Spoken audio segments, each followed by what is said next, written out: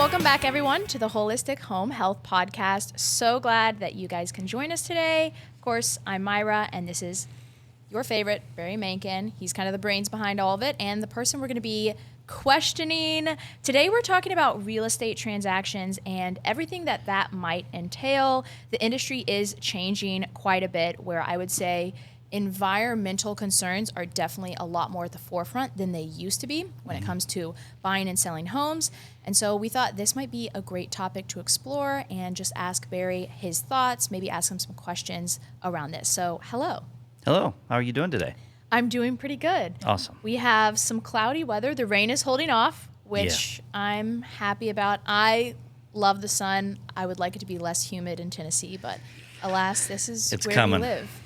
It's coming, and it's just been like threatening. I feel like the skies have just been like wanting to rain for like the past couple of days. And the air conditioning just turned on, which is a reminder, like all that's starting. Like we're getting ready to condition our homes and start to getting ready to button things up a little bit to be stuck with everything. Totally. I mean, I even got my electric bill last month, and I was like, oh yeah, I forgot. It gets a lot more expensive in the warmer months because it takes a lot more to regulate the temperature and the humidity and everything in your home, and we are trying to keep our homes tight so we can save money, but then all the things. It's the season.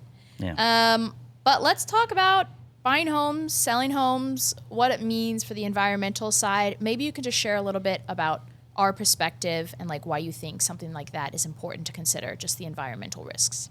Yeah, absolutely. So as a general rule, obviously, the environmental indoor air quality concerns are always there, no matter what part of the country you're in. And the homes are not what they used to be. And there's good and bad with that, right? So there's always like two paths. Everybody says, oh, you need the house to breathe really good, right? Have you ever heard that one? Yeah. So like they have to breathe. Every day I hear that. Or the other side is like, oh, okay, if it's not breathing, then you need to control it, right? So I always try to liken it to music because we're in a music city, right? Yes, we are. And when you're watching a band live, if you're in like a small venue, and the band is kicking, but they're too loud. Or they're not loud enough, right? They have to play the room. So the idea, it's all about control, right? When it comes to the house. So how's that breathing, if you will? How's that coming at you? So usually it has to do with the drums, kind of, dictate everything sound-wise. Getting a good drummer is so hard. And they have to have it in their hands, right? Yeah, it's my biggest qualm when I go to see a concert. Yeah. It's like either too quiet or too loud or just, Then everybody's got to keep up. So true. Right? So here's what happens. Think of it like a church setting, maybe. But the idea is that drummer kind of dictates that overall volume and everything. If you need control, right, then you're trying to create great sound in a bubble. They usually put like plexiglass and a shield. Right. And they'd have mic every single drum, and they got to gate things. And that's like music term for like how you produce, how you deal with the signal coming from that microphone. So there's ways to control each hit of every sound. And so a house is, in my opinion, a lot like that. Okay. In that the music or the air has to breathe, the components, the substrate, either you have a lot of airflow to keep moisture from getting into that substrate, and there's movement, right? Or you get the opposite, and the houses are now, especially for building codes today, or improvements that have gone into that have been adapted into these homes, to where, hey, we want to save more energy. Let's seal all the cracks in the house. Let's add more insulation up top. Let's seal the flooring penetrations. Let's do all these things. This is tight. Because now we have air conditioning, right? I'm pointing up here because our air conditioning unit's up here. And what that does is we want to be comfortable. We're in a humid climate. Now we start to control things ever since like the 60s and 70s. And we start to get a little more spoiled, right? Because we want to be comfortable. And so we bring this technology into these older houses. It changes how the house breathes, reacts, condensates, And then that all goes to mold. Like it's all about moisture and dew point. Yep. With a new house, they control the whole thing. They have a different perspective, like that church setting I was telling you Buttoning with it up, keeping it tight. that whole. Yep. But again, like sometimes the sound is terrible. Like it sounds like they're in a shell because somebody at the board doesn't know what they're doing.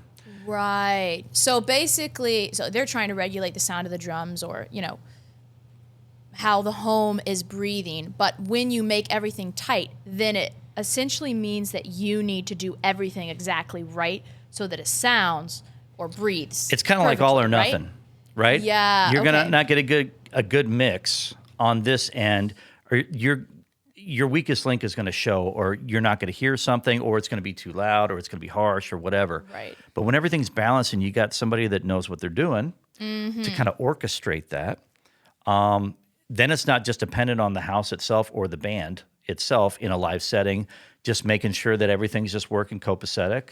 Mm-hmm. And that way you don't have any problems that way from initial construction. Or on this end, if you have it tight and you have all the right things in place, it's perfect. But the problem is most homes don't live here or here anymore. They live in the middle with Right. all these too many hands in the cookie jar over time. Mm-hmm. Or we have these building codes that kind of dictate how tight the house has to be without the balance of the air quality issues. All they're doing is chasing energy. Codes are not built for homes to be healthy. They're built for Okay. energy only. So I didn't realize there were strict codes around how energy efficient the home was built now. Absolutely. Yeah. Really? Yeah. Okay. And that's part of the tightness. It's about the carbon footprint. It's about Right. it's That makes about sense. oxygen for combustion air for the house whenever you have gas appliances, that sort of thing, because you need oxygen. Believe it or not, if you have so many people in a house or any structure, Right. and it's so to, tight, if it's not breathing, Yeah. I didn't you're think getting about higher carbon dioxide levels. Now you're getting Wow, health okay. effects from just the carbon dioxide. Mm-hmm. And so they have to bring in oxygen, excuse me. So they have to bring in oxygen for the combustion. that. Okay. So things like that come into play. Then the radon thing comes into play. So it gets there's so many things that come into play with this. And when we bring all these concepts into like a real estate perspective, when we have these extremes of it's either got to be this way or this way to be right, and most people, just like the music, lives in the middle. It's what I call the bubblegum music, But the most of the masses Yep. live in here. Okay. And that's why there's so many problems that have to be evaluated, diagnosed, and then instead of like a silver bullet approach to where, hey, we just need to Put this. do this and it'll fix everything. No, everything has an equal and opposite reaction. Okay. So everything is dependent on the other system in a house, and it literally is like an ecosystem. Mm-hmm. So it gets very complex. And when you're trying to sell real estate, we just need to deal with the crawl space, or we just need to kill the mold, or and I've got somebody in my Rolodex to fix that problem for me. Right. Yep. It gets complicated because that is not always the right approach. Okay, so there's all of these different factors at play, whether it's an older home or a new build, and maybe that's why you would really want a professional to come and evaluate it. Absolutely. So you know what you're walking into, because most of it can be fixed or regulated to some extent, right? Or to look for balance, Look for which balance, is okay. really what we're trying to do, so that we deal with the immediate needs or immediate problems. If there's been a history of water activity, we want to address that first, and then we want to be preventative. But the preventative has to be within that holistic approach, that we're about. Right. Preventative is not cleaning mold with bleach. Well, That's yeah, not. right. Which, may happen sometimes. They're like, oh, we can just clean this with bleach or whatever. That's not getting rid of the issue. Correct. But again, it's not just about whatever remediation efforts you're trying to do to Okay. remove something, which is the goal is removal, not kill. Okay. But then the other is to say, what caused it in the first place? Where did the moisture come from? Where did the air come from that has moisture Right. associated 'Cause it's with going it? to come back. It's going to come back. Okay. So like that part of prevention is what we're talking about. So that's where we get into like sealant packages for houses, or HVAC issues, or flashing issues, or appliance issues, bathroom, plumbing issues, et Yep. cetera.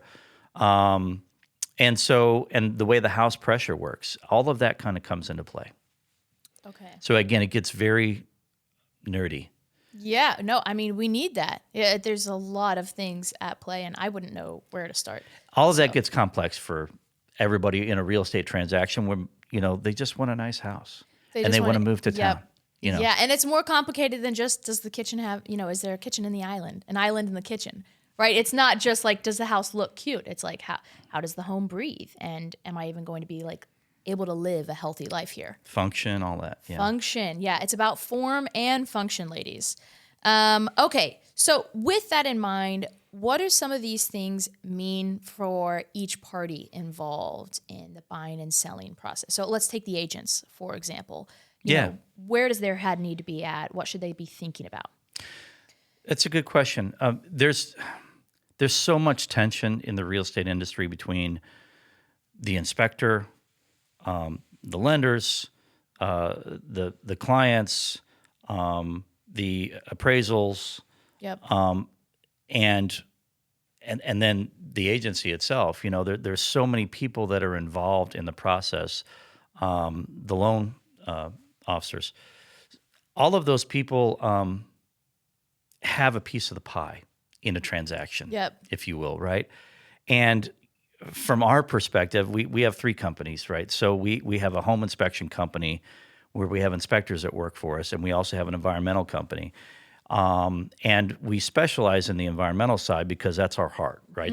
We're here to help people have healthy homes. Yeah. But when it comes to a real estate transaction, a lot of times the pain points or the value set of the buyer is related to environment. They want a healthy home. And more education that people are getting, and more that they're getting sick from previous experiences or just online education and seeing the potentials of problems. They want to make sure that they have things kind of covered in that arena. Right. And so when our home inspectors are environmentally minded, we make sure that they have the right education up to a certain point, the right certifications, so that if they're going to apply an ancillary service that's associated with that transaction, we can speak to it with authority. And that is the big deal. So the agent has to have somebody that they trust, that is qualified to do Yeah. what they're doing, Yeah. and be able to communicate that well. And so what happens from their end is, and because I could go way down the soapbox, but on their end, they're trying to get their client taken care of. As long as everybody's well-meaning and trying to do it right. And there are times when they just want the path of least resistance and say, hey, this is not getting to my paycheck. And I hate to say that way, but most agents are not like that. Most agents are well-meaning. But there are Yeah. some, every once in a while, you're going to get the person that just, hey, this is just a hurdle for me. That's not how they're taught to take care of their clients. And also, again, everybody's just trying to make money, pay Exactly. the bills. Like, nothing wrong with that. nothing. Yeah. Yeah. However, when we're talking about health issues, we have to take a step back Yeah. and do the right thing to help the people get the right information. Otherwise, it turns into liability issues. Yeah, totally. The Yes, implications. the implications of not doing that right and having somebody in your network that is good at what they do, Yeah. that goes by a certain standard of practice, it complicates the issue and it opens everybody up for liability. And especially if there's health issues on the front end that were concerns that were communicated and that isn't properly addressed, people get angry. So Yeah, definitely. what we want to try to do is soften that by just letting the data speak, understanding how to retrieve that data so that we can put everything on the table that is of value to the client Right. and say, okay, here's what you really have. All the things that you can't see, we can see. And this is what it means. And basically in Tennessee, do you need remediation or not? And at what level? Like what areas of the house? So the way the agent needs to approach this, in our opinion, is to just partner with good people, find out what the the client needs and what their values are as it relates to environmental concerns, Yep. if they have any at all. Radon kind of comes into play with that, which is probably the most typical one. Termites. Those are the most typical things that everybody wants addressed. Yeah. But again, when we're dealing with a higher percent of the population now being sensitized to molds and mycotoxins and bacterial, all kinds of issues, from a health standpoint, these things are coming up more in the real estate arena. And so without, I would say it's more important for the agent to have a network of people that they trust in that arena than it is to try and educate themselves in such a huge space or market that Yep. that it gets very, very nerdy. And the best thing for them to do, much like the home inspection side, but it's a lot more detailed and the implications are a lot bigger from a liability standpoint, from a health standpoint, that they just need somebody in their corner that they can trust to help guide them. So that is their best option. Okay. That's our opinion. Yep. And again, most agents, I think, they just don't know about that. And they're not privy to what they need to do and not need to do because there's so much bad information out there about, hey, well, I got a guy that will spray some stuff on here for $500, no big deal. But they're thinking cost. They're not thinking about the effect. They just want to check a box. Yeah. And I think all well-meaning to try to do the right thing. They're trying to keep the ball moving forward. But it gets, unless they can explain it well, it complicates things. That if they don't have a good answer for their clients, it's easier to check a box for a cheap price than it is to do things the right way by a standard of practice and have somebody that they trust to do that, because it gets more complicated. Yeah. So, Definitely. so again, we want to just provide that transparency for them and be able to let the numbers speak and educate to a point, hopefully without boring anybody. Yeah. Yeah. So if we get the deer in headlights, Boring stuff is important, though. Yeah. I mean. But we want to be able to do that to help. Yeah. Really. And so we do a lot of education, and we're always open to meeting with agents to try to talk to them about the process. Usually that process is so much in detail on our end that it can overwhelm their side. Yeah. Because they think they have to manage that. They don't have to manage that.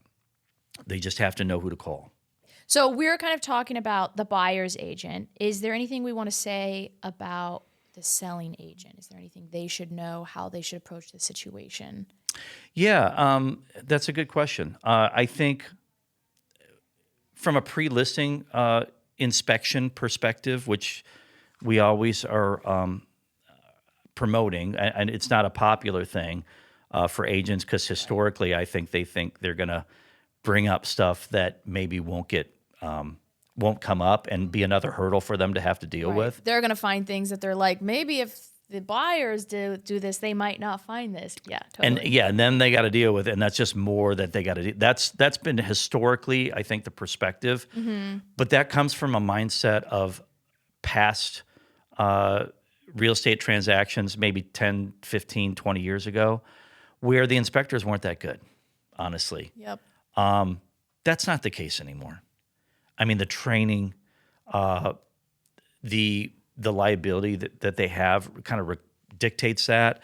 And the home inspection business has become a bigger business. So the skill set, the CEs for us, I mean, we are on top of our game as home inspectors with that other hat. Yep. And especially with our guys being environmentally minded, we have a lot of different skills that we can offer. Yes. And so it benefits everybody to just put everything on the table because somebody's going to find it. Yeah. And what that does, I mean, either they're going to blow it up and get it out of proportion, especially related to mold issues. Somebody says, if you got a little bit of growth in a crawl space, which is, I mean, it's Tennessee, you're going to get some. The question is it actionable or not? What is it? What's the sensitivity of the client? All those things. So it's trying to say, okay, does this require an action, an improvement, whatever, to either stop this from getting worse, or does it actually need remediation? Yep. Are there other contaminant issues going on? So having a good inspection on the front end of a listing to kind of just put everything on the table to say, hey, are we going to have a hurdle here that is going to kill this deal? Right. And, because we always say that the joke in the industry is like the real estate agents is like, that inspector killed my deal, and the inspectors on our side, we're always like, we didn't kill the deal, the house killed the deal. Like, right. Like it was we have to say already these things. there. Yeah, exactly. But it's like we always say, it's not the what, it's the how. How you communicate is way more important than the what.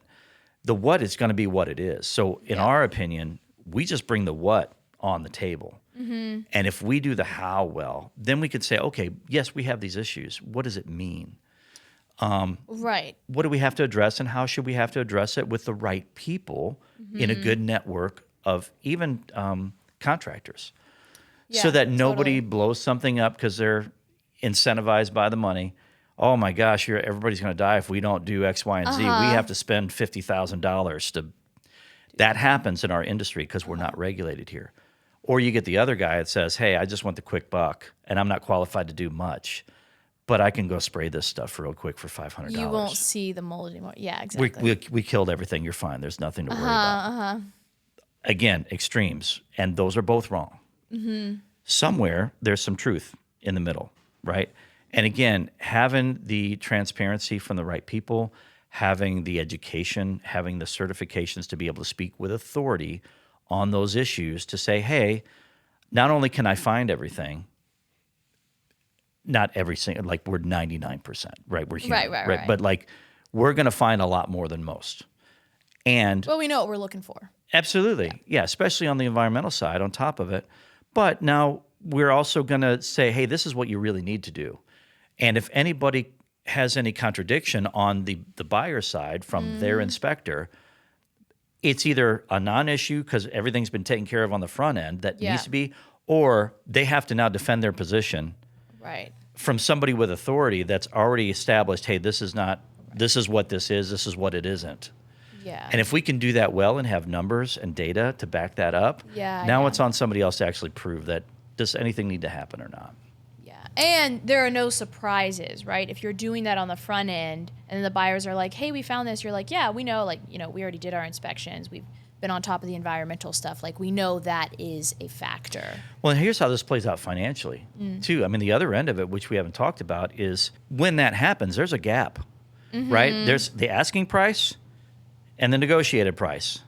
And then there's the price of the people up here say, hey, there's no negotiation. It's as is, right? Which is always a red flag. Yeah. That just means that there's been stuff happen before. You're like, wait a second. Yeah, like why? Yeah. So if you have this side over here that says, all right, here's your asking price, here's your negotiated price, and you don't know anything, an inspector comes in and even does a good job, maybe, does a great job, and it's just what it is, and you find out stuff that needs to be dealt with as it relates to repairs, replacement of certain items that maybe you weren't aware of or you didn't think was a big deal.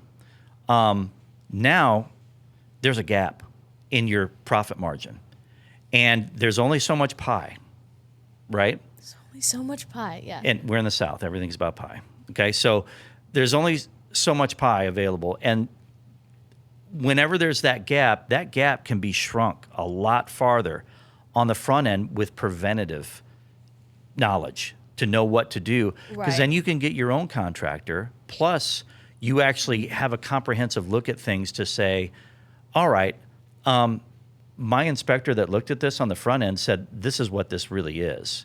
Yes. And has the documentation, and maybe in some cases has numbers and data to back that up if it's environmental, so that it can shut some of this down if you don't have a good inspector, or if the concern doesn't have enough data and they have to spend more money to get more data.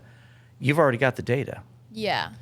So that helps. So that gap now, instead of losing, a $20,000 to $100,000, depending on the size of the house, negotiation, and you're losing that much in your profit, now you bring it down to 1,000 or 10 as an example. Totally. And you're not losing this, you're only losing this. And really, it's stuff that you bring that down, it's probably stuff that needed to be done anyway that maybe you weren't aware of. And at the end of the day, the liability for this, other than like killing the deal, right? Because now the gap's so wide that like I don't want to deal with that, and who knows Yeah, what some else people there are is. like, oh, this is overwhelming. Maybe we can just Especially if find it another wasn't spot. disclosed and all those other things, right? Uh-huh. The other thing that happens is that, we as inspectors, we have the smallest piece of that pie. We come in as the experts, right? And technically, we're not supposed to be coming in with that expert hat. It's the contractors that we refer to as the experts or the engineers. We're looking at fire, health, safety issues mainly Yep. until we start doing these ancillaries associated with environmental. Then we have that expert hat on because this is what we do with our company. Yep. Other companies try to do environmental and they're not experts, right? So that's a big difference. But we take on all this liability and we get the smallest piece of the pie, right? And so, which is fine. It's the way it is. But like, that's why you don't get the cheapest inspector. That's why you Right. don't get because you're going to get what you get. And typically what happens with that is because they're not experts in some of these ancillary services, they're not certified in it. They're not trained in it. They don't specialize, in our case, in environmental. This is where the industry gets a bad rap on the environmental side. Because what happens is somebody will take some air samples in a house, which this is a big argument in our community. Some home inspector will come in and this is how it works. They go to the conferences. The labs that want to do more volume go after the home inspectors because they have an in the door in these homes. Oh, yes. And so, Good hey, leads. Yeah. how do we get more labs so we can get more volume at the lab? Yeah. We go after the lead generators, which is they're already in the door. Yep. Like it's a quick in. Hey, you guys want to make some extra money? Do these labs. They're not trained. They just say mold is gold, right? For the inspector. Right. And so what they do is they give them a pump. They say, do this or a tape. Here you go. Just test the stuff and, we'll give them the lab results. There's such a huge panel of molds on that lab result. Nobody knows what all those words mean.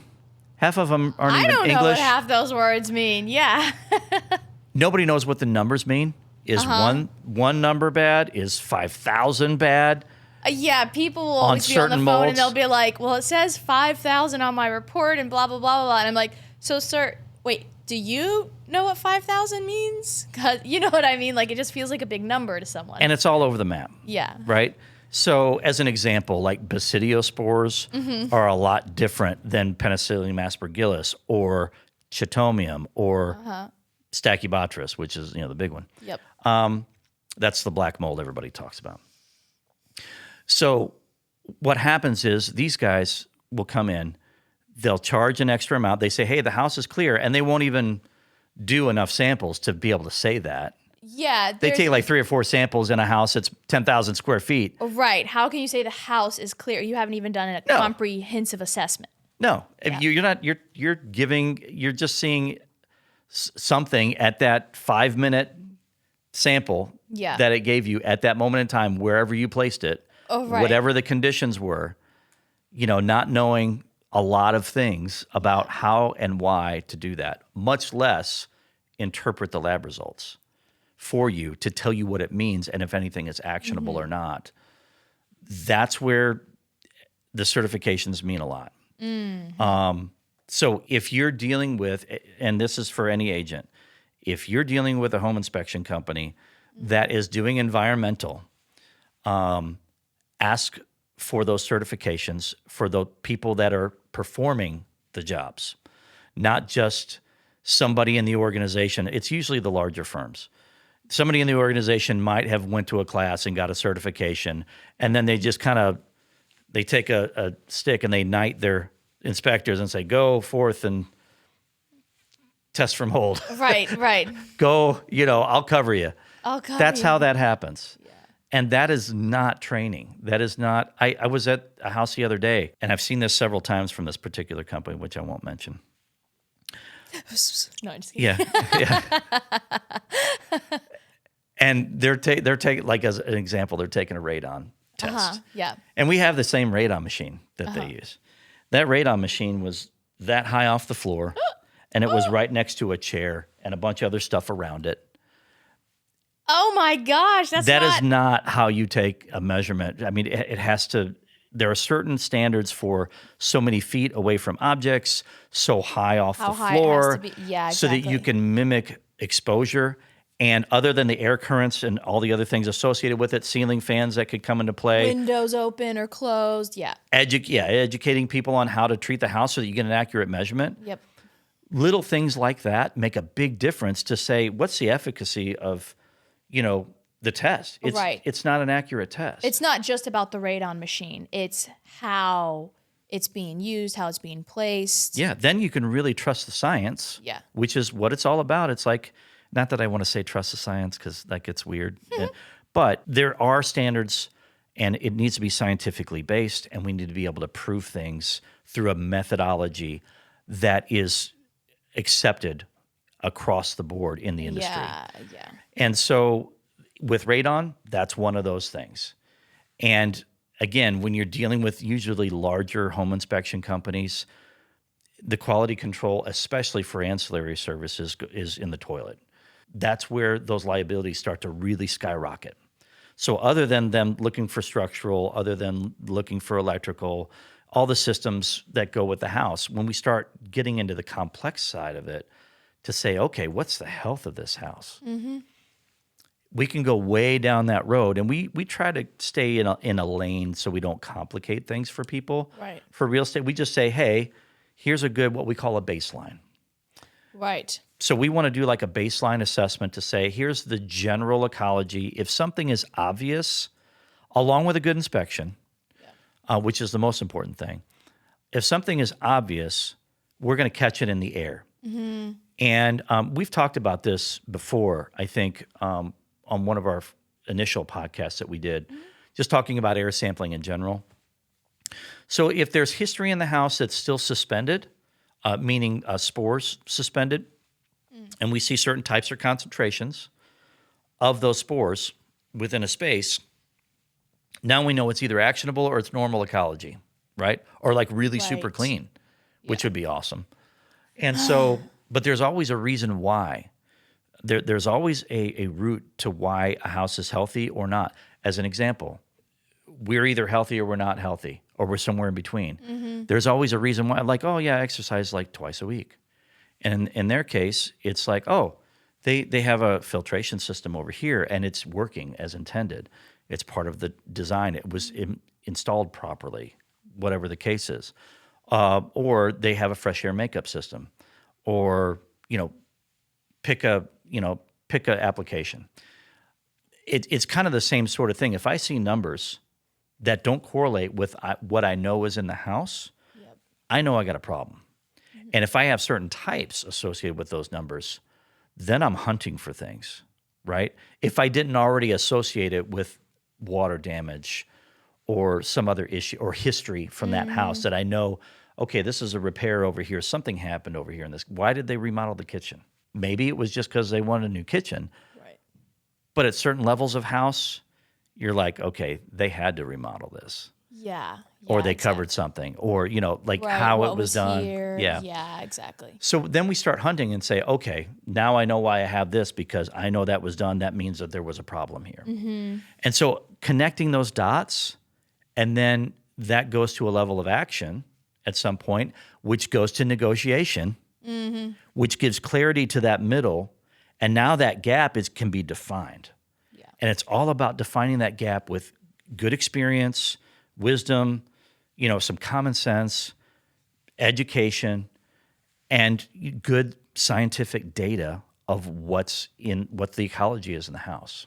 So I could rant all day about that. We're starting to get into the science a bit of it, but I kind of want to bring it back to the real estate transaction itself. So we talked a lot about the agent side of things. Is there anything the buyers should know? Because sometimes they're really at the mercy of their agent because they're coordinating a lot of things. And, the buyer's just trusting that they know what to do. But, as a buyer, are there questions I should be asking? Are there things that I should be really pushing for when I'm getting a house? Yeah, absolutely. This is where the value of the ancillaries kind of comes in. The Okay. data. You just want data, right? So where can the water come from? And I'm Yeah. speaking just environmentally at this point, right? So other than a radon test, which is kind of a given, you got to know your number. Yeah. And there's no healthy number. You just want to get it as low as possible. All right. So even if it doesn't hit the magic number for what the EPA says, which is baloney, but like, it's not good. So, Right. and it's only a short-term test at that point too, So, Yeah. but other than getting a radon test, getting your termite inspection knocked out, from an air quality standpoint, it's good to know what your general air quality is. That's your particulate counts, your mold counts, your humidity levels, how it kind of indicates how the house is operating as well. If you know that there's a humidity issue, then you're going to have some condensation issues. And if you're going to have that, then you're going to have moisture somewhere, Yep. wherever the HVAC has an issue internally. So make sure that the ducts have been cleaned and sanitized, and that's been validated with camera work, and there may be some history with that because not all duct cleaning is the same. We've talked about that in the past. That's a big one, I feel like. That's the biggest wild card in any of these homes. Yeah. All the history is in there, and that history could be like just typical, or it could be bad history. And then you're spitting it out everywhere, right? It's the lungs of the home. So the coils, the main lines, the supply lines, is there compromise on those lines, even if it is clean? What do they clean it with? Brushes? If they clean it with brushes and it's, flex duct, you could potentially have tears in Right. things because the debris that's in there now gets agitated and it starts ripping things and nobody knows because nobody validates it with the cameras, other than a lot of other issues. But that's how that can happen. And then they check a box. So again, it's not the what, it's the how. Yeah. And so that's why it really, really matters. Processes, apples for apples on quality of service matters. And make sure that the lungs are clean. Make sure that system has been evaluated and looked at. Make sure that you ask for a history of the house and that full disclosure related to moisture conditions especially. Yeah, leak history. That's huge because a lot of people are like, there was a leak, but we fixed it. And you're like, well, wait, I need a little bit more than that. Yeah, even if they were Yeah. in the house for 2 years. Yeah, And the totally. person before them maybe jacked some stuff up. And it's not on us. We disclosed our side for 2 Yeah. years. Right. But there's a reason they're leaving. Maybe, I don't know. Yeah, exactly. But getting to the root of the issues is what everything is about. And that way we can get a healthy house for the next people. It's about getting a healthy home. Yeah. So, Healthy home. plug. Yeah. If they can ask those kind of questions, history, health of the crawl, Yep. if there's a crawl, HVAC is the biggest part of that.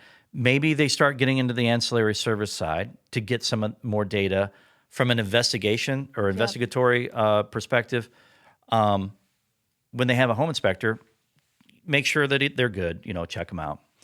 And then if they're going to offer an ancillary service, again, make sure that the people that are going to be performing that are certified in what they're doing. Yes. So as an example, infrared comes into play. If they do an infrared and moisture map on the outside of the house, that's big, right? Yeah. I was just in a house yesterday morning, and it's an ugly situation for this guy. New build, beautiful, huge house. Yeah. And you can't see this, but we get a good history. We find out, hey, what's been going on? We're looking at, and this came from ancillary services. We find out that there was an issue with a roofer, that he identified some issues that we had concerns with on the front end, which led to moisture behind a wall in a very specific location that we had an indicator on with infrared. And then we brought a moisture meter in, and that moisture is all the way down that wall, and it is not presenting itself yet through. Like there's no indication But it will. of deterioration. Eventually. Yeah, exactly. But it's coming from a roof leak that we found on infrared. Yeah. Right. So it's all about a process. It's not like, hey, we check this box, we check this box. Yep. We just performed a service that gives us a better diagnostic perspective to get us closer to knowing what's behind those walls. And so if you add on some of these services and they know what they're doing, both from air quality standpoint for mold, air quality from just particulate counts, then you're looking at sewer scopes, Yeah. perimeter foundation drains, your gutter drainage if your downspouts are underground. Yep. Those get compromised all the time, blocked, full of leaves.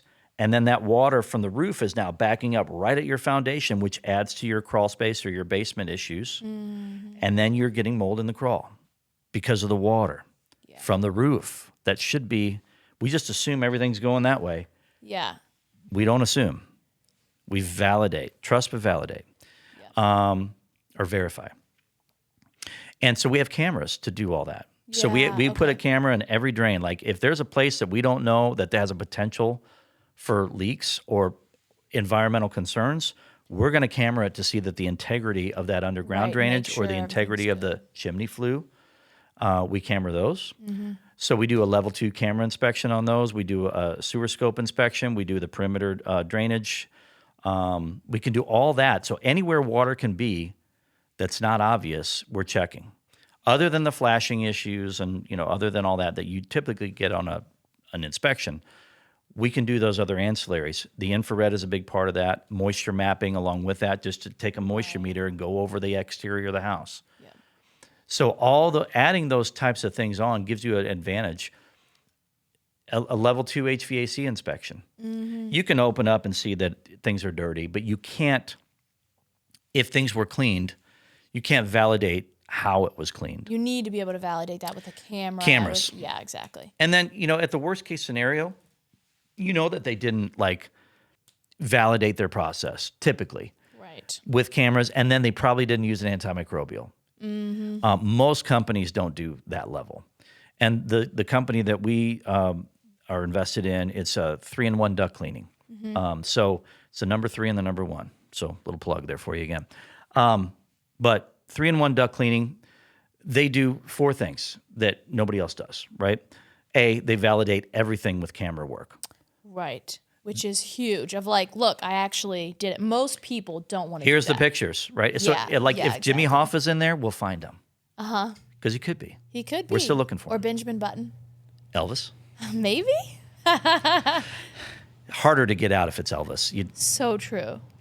He's a tall guy. Maybe he's thick too. Yeah. Maybe in the main lines. Anyway, maybe in the main lines. Right. He's not going to be a supply line. But the idea is that you have to have a process that is comprehensive. So cameras, main lines, return lines, everything gets cleaned and sanitized. Evaluation to say, hey, is there something that can't get cleaned? Yep.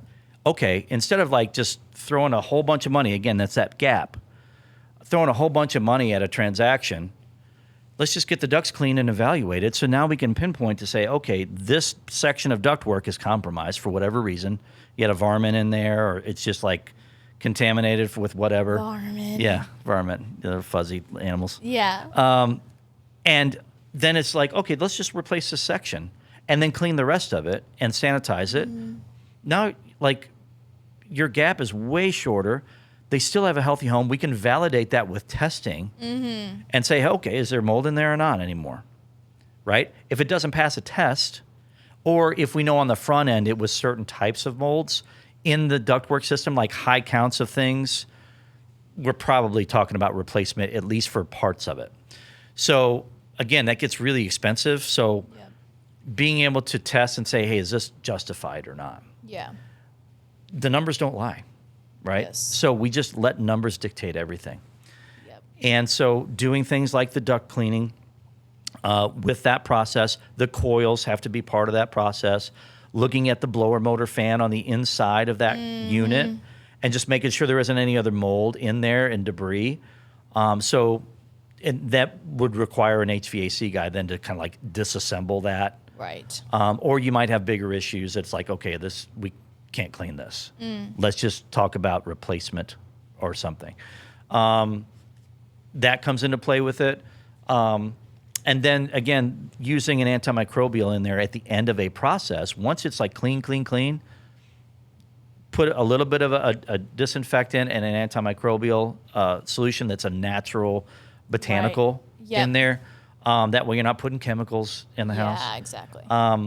Then you've kind of like bookend the process. Then you're making sure everything is sealed up, even at the registers where the floor penetrations are, or the ceiling. You can just make sure there's some mastic around there that seals that against there so that air can't come through there with the drafting process from a crawl space from a non-desirable location. And then if the rest of it's sealed, then you truly have a controlled system that's only treating the air that you're breathing. Yeah. Right? Totally. And it sounds like a lot, but like you don't have to check all those boxes. You just have to trust a company that checks those boxes for you. Yeah, you just got to get in touch with the right professionals. Right. Yeah, totally. So those ancillary services looks for moisture, and it's food and water. We talk about this all the time. Yeah. If you get rid of the food sources out of the ductwork, and its main job is to manage moisture, it's clean, sanitized. You've checked all your drainage. You've checked your foundation drains, your downspouts, your sewer. And there's no way for water, at least at this stage, unless there's another problem that arises, everything is working as it's supposed to be engineered or designed to do. Yes. Then it's just like, okay, what's residual? What air quality do we have? If there's nothing obvious, then you should be in good shape for a baseline.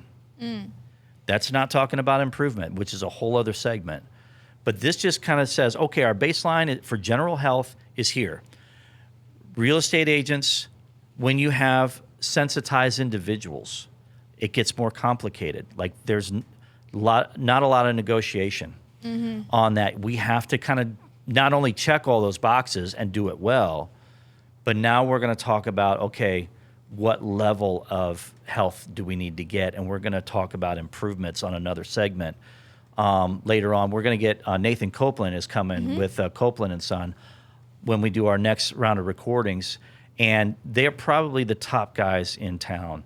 And we're going to talk about health as it relates to mechanical. Yeah. And so, again, it gets into technology, it gets into filtration, it gets into fresh air makeup, humidification, balancing all those things out. We'll get into that later, but that's where it gets next level.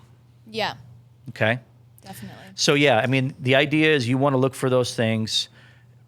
I think we talked a lot about the transaction side of it. And then our perspective is obviously we just want everything to be transparent without inflating everything.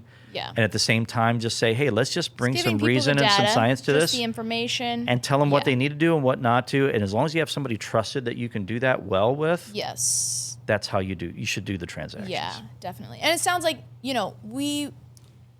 you want to get something that's comprehensive. You don't want to, when it comes to inspecting your home before you're buying it, you don't want to be cutting corners here.